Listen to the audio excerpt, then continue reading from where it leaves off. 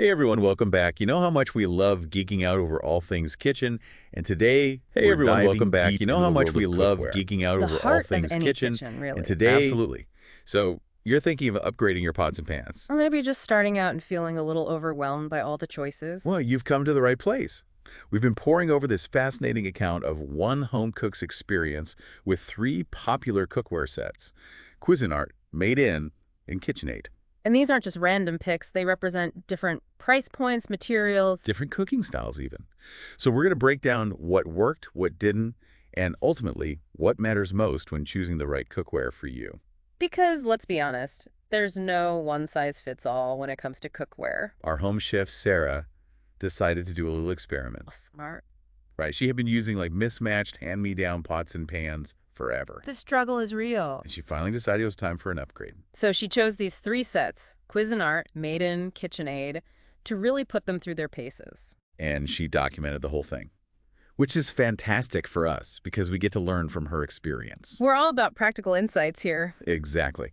So let's start with the set that caught my eye immediately, the Made In stainless steel. Oh, yeah, those are beautiful. Right. Like you can just tell they're high quality. Well, professional grade is what they call it. Okay, so what does that actually mean? Like, is it just marketing hype or? Not at all. It actually refers to the type of stainless steel used. Ah.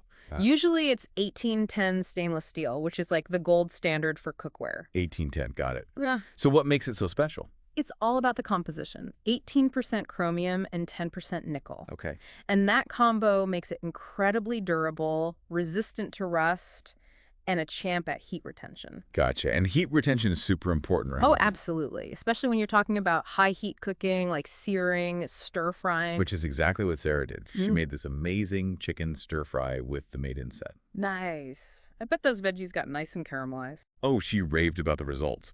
But she did say, Was there a but? yeah, the cleanup. Ah, the classic stainless steel conundrum. Right. Apparently, it took a bit more scrubbing than she anticipated. That's the trade-off with stainless. It's a workhorse in terms of performance, but yeah, sometimes you got to put in a little extra effort for cleaning. Any tips for making that easier? Deglazing is your friend. While the pan is still hot, add a little liquid to loosen up those stuck-on bits. Our start. Okay, now let's talk nonstick. Sarah put the KitchenAid hard anodized set to the test with her go-to morning omelet. A classic test for any nonstick pan. Right, and she was really happy with how evenly the omelet cooked. That's one of the biggest benefits of nonstick, especially with hard anodized aluminum. The heat distribution is usually excellent. So no more hot spots or weird sticking. Exactly. Makes those delicate dishes, like eggs, so much easier to handle. She did mention that the pan felt heavier than she expected. That's interesting.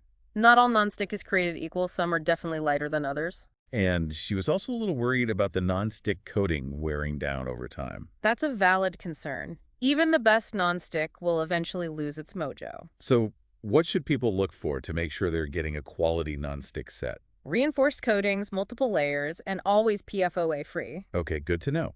So maybe nonstick is better for everyday use and stainless steel for when you want to get fancy. Could be. Depends on your cooking style, really. True. Yeah. Now let's move on to the set that Sarah ultimately chose to keep for her everyday cooking. The Cuisinart 11-piece set. The workhorse. Yes.